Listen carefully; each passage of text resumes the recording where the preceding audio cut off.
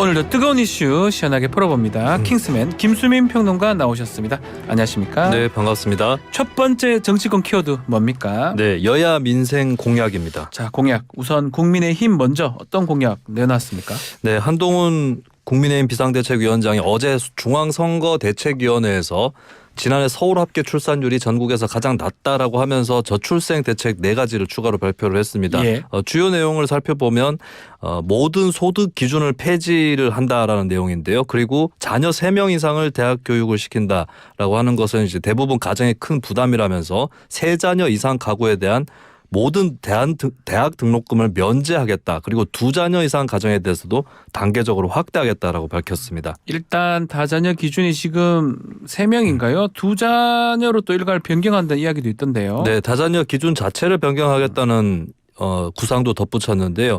자녀 하나 낳기도 어렵다는 상황에서 이제 일괄적으로 2자녀로 이제 다자녀 기준도 바꿀 때가 됐다라고 설명을 했습니다. 예를 들어서 3자녀 가정에만 지원되는 것이 전기요금, 도시가스, 난방비 감면이 있는데 여기에 대해서도 2자녀 가정으로 확대를 하겠다라고 밝혔고요. 그리고 대중교통 요금 할인, 농산물 할인까지 확대하겠다 이렇게 덧붙였습니다.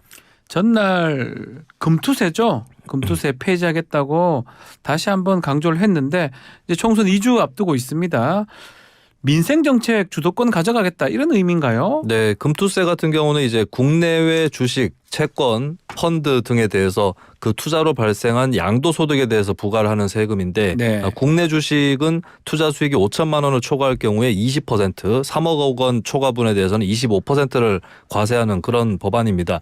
이에 대해서 야당에서는 계속 반대를 하고 있습니다. 부자 감세에 불과하다라고 얘기를 하고 있는데 하지만 정부 여당 또 국민의힘 한동훈 위원장 등은 금투세 폐지가 1,400만 개인 투자자를 위한 것이다라고 주장을 하고 있습니다.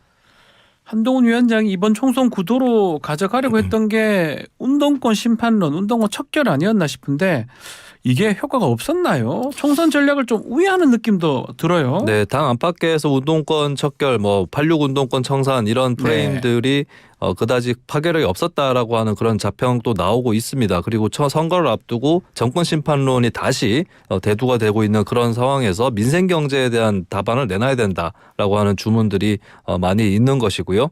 다만 이제 정치권 안팎에서 우려를 하고 있는 것은 여야 간의 포퓰리즘 경쟁이 불붙는 것은 아닌가 이런 우려도 나오고 있고 이제 예를 들어서 감세와 함께 또 지출은 늘리는 공약을 한다고 했을 때 정부 재정이 이것을 뒷받침할 수 있는가라고 하는 지적들이 정치권을 향해서 있는 상황입니다. 자, 이재명 대표가 또 한동훈 위원장 칭찬했던 부분도 있어요. 어떤 내용입니까? 네, 한동훈 위원장이 내놓은 구상에 대해서 이재명 민주당 대표가 이례적으로 칭찬한다는 메시지를 내놨습니다. 그러면서 민주당도 계속 주장해온 기본사회 이념에 부합하는 것이다 라고 얘기를 하면서 이제 좀 정신을 차린 것 같다라는 말도 했고요. 예. 그 말인즉슨 이제 이러한 유의 공약은 원래 민주당의 것이다 라고 하는 것을 강조하기 위한 그런 취지로 보입니다. 자, 그렇다면 이재명 대표가 내놓은 민생 대책 어떤 겁니까? 네, 이재명 대표는 잠실 전통시장에서 민생경제 비상사태 해결을 위해 국민 모두에게 1인당 25만 원, 가구당 평균 100만 원의 민생회복지원금을 지급하겠다라고 제안을 했습니다. 전 국민이 수혜 대상이 된다라고 하는 측면이 있는 것이고요. 이를 위해서 필요한 재원은 13조 원이라고 밝히고 있는데 이재명 대표는 민주당 쪽에서는 윤석열 정권이 그동안 해왔던 부자 감세라든지 또 선심성 공약 이행에 드는 비용에 비하면 세 발의 피다라고 주장을 하고 있습니다. 13조 재원 마련 그게 지금 언급이 제대로 되고 있나요?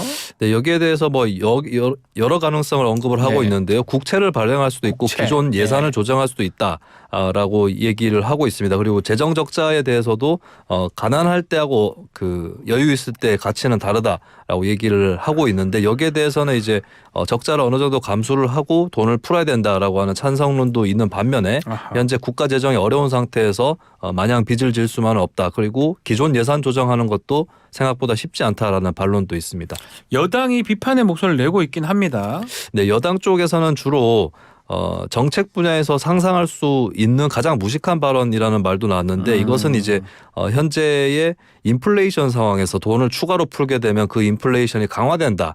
이런 취지의 언급을 주로 여당에서는 하고 있습니다. 네. 추경호 국민의힘 후보 같은 경우는 예전에 이제 기재부 장관을 지냈죠. 그렇죠. 4년 전 코로나를 이유로 총선에 재미를 봤던 민주당이 그 공약을 다시 들고 나온 것이다.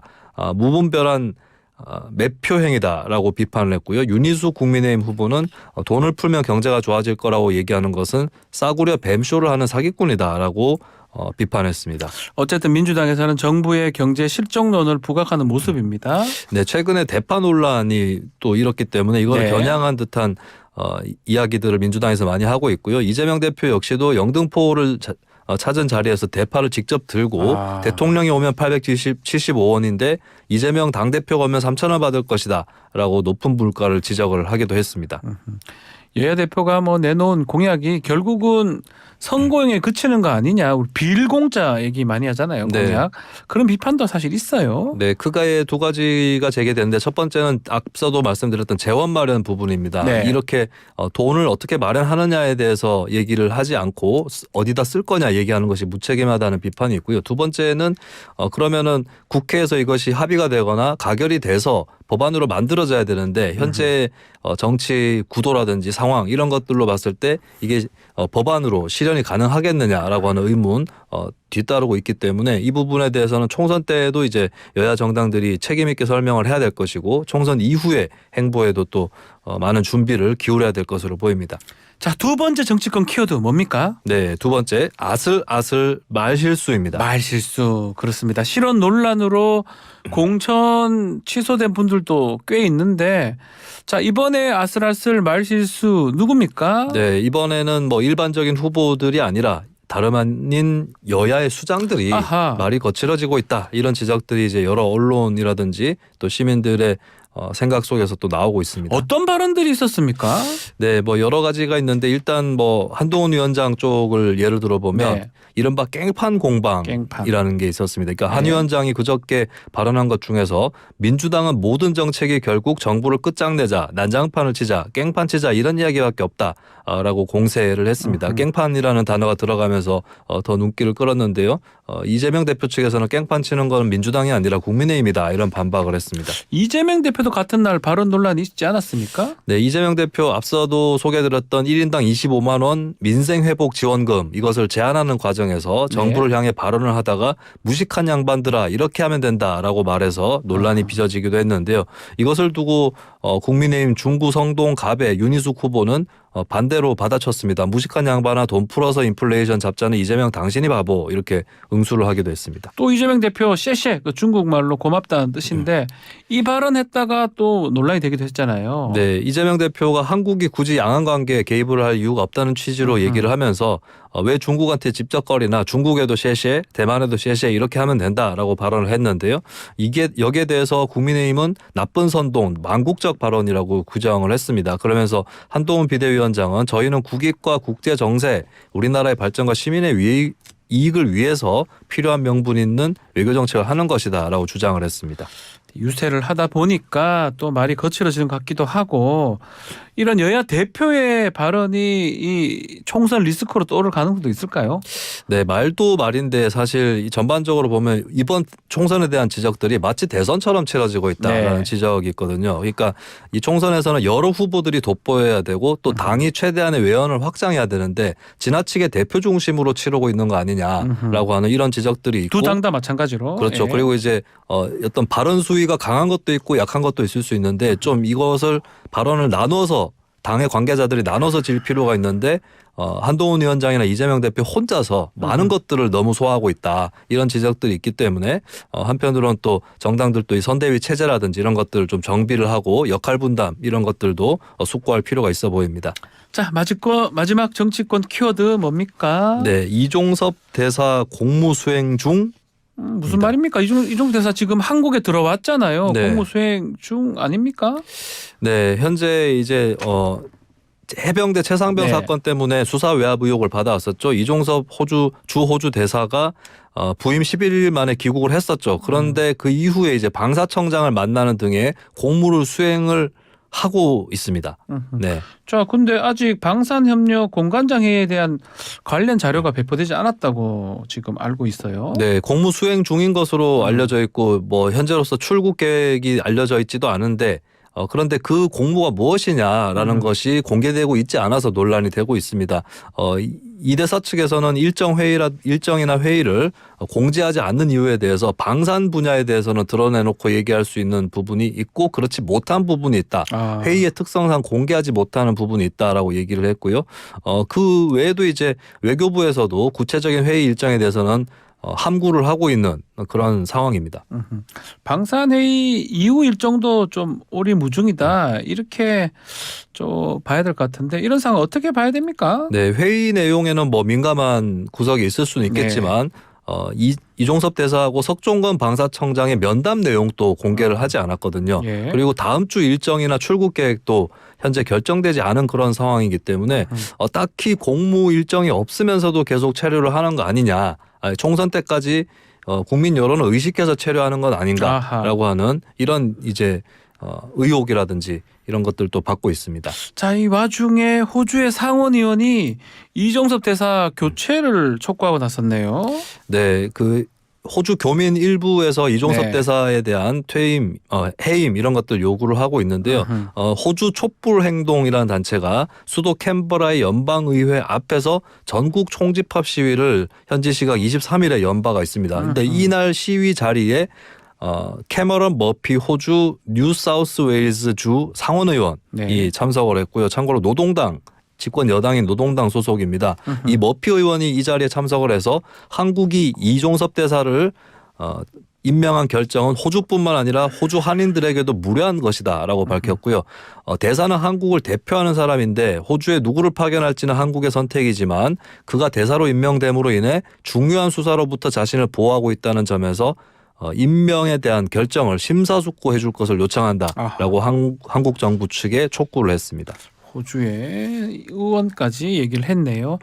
자, 의료 관련된 얘기도 좀 해보겠습니다. 대통령의 유연 처리 지시를 두고 의사 교수 단체들은 일단 환영의 뜻을 밝혔는데 사직에서 제출은 계속 이어졌습니다. 네, 정부와 여당 지도부에서 대화에 나서기는 했지만 교수들은 의대 증원을 철회하지 않으면 협상도 어렵다라고 하는 입장이고요. 그래서 예고한 대로 어제 무더기 사직을 시작을 했습니다. 얼마나 사직서가 제출됐습니까? 네, 첫날의 사직서 제출률을 대략 한 10% 정도로 집계가 되고 있는데요. 고려대학교를 포함해서 20개 정도의 대학이 참여한 의대 교수 비대위는 긴급 회의를 거쳐서 이번 주 사직서 제출을 계속 진행을 할 예정입니다. 울산대에서는 이미 의대 교수 400여 명이 사직서 제출을 밝혔고요. 그리고 일부 대학들도 교수들이 이미 단체로 사직서를 내고 있는 상황입니다. 전국 의대 교수 협의회가 52시간 단축 근무를 하면서 외래 진료를 최소화하겠다 이런 얘기를 했네요. 네, 집단 행동을 한 전공의들의 빈자리를 메우느라 업무가 그동안 굉장히 과다해졌다라고 하면서 근무 시간을 법정 근로 시간인 주 52시간으로 줄인다라고 하는 것이 전국 의대 교수 협의회의 입장입니다. 다만 사직서 제출을 하더라도 곧바로 교수들이 병원을 떠나지는 않을 거라고 밝혔고요. 단축 근무 중에도 중증이나 응급 환자는 집중 치료하겠다라고 하는 방침입니다. 의료 현장 여파는 어느 정도 예상이 됩니까? 일단 대학병원들은 의료진 부족에 대비는 하고 있는 모습이고요. 이컨대 전남대병원이나 조선대병원에서는 이제 군의관 2명이 배치가 추가로 됐거나 혹은 투입을 할 예정인데요. 하지만 진료 차질 이 자체는 불가피할 것으로 전망이 되고 있습니다. 한동훈 위원장이 전국 의과대학 교수협의회 회장단 만났잖아요. 뭔가 대화의 길이 열린 듯 했는데 이게 왜 강행이 된 겁니까? 의대 교수들 입장은 증원부터 철회를 하라라고 하는 2,000명 거였거든요. 증원 철회. 하지만 이 부분에 대해서는 정부가 계속 선을 긋고 있습니다. 그리고 윤석열 대통령이 얼마 전에 유연한 해결책을 모색해라라고 지시를 했다고 하지만 이 유연한 해결책은 정원을 재정하는 것이 아니라 전공의들에게 닥쳐있는 면허정지 문제에 대해서 유연하게 대처를 하라는 그런 입장이거든요. 그렇기 때문에 정부는 정부대로 이 행정처분 유보 같은 경우도 아직 결정된 것은 또 없다는 입장이고 그럼 의대 교수들은 달라진 게 없다라고 인식을 하고 현재로서는 계속 원래 예고했던 집단 행동을 이어가고 있는 그런 국면입니다. 정부가 의당적 협의체 구성하기 위한 작업을 시작했다고 하는데 효과 있을까요? 네, 일단 당사자격인 전공의들 의대 교수단체 내지는 이제 의대생, 대학 총장, 의협, 의료계 각층 대표를 정부가 다 모아서 대화를 하고 모든 의제도 열어두겠다라고 하는 입장이지만 이미 나타나고 있는 이 평행선 대해서 평행선 같은 입장 차이에 대해서는 좁혀질지 미지수다라는 관측이 나오고 그리고 의대 정원을 설령 축소하려고 해도 내년도 대학 입시 일정 이런 것들을 고려했을 때는 현실적으로 거의 불가능하지 않느냐라고 하는 이런 의견도 있습니다.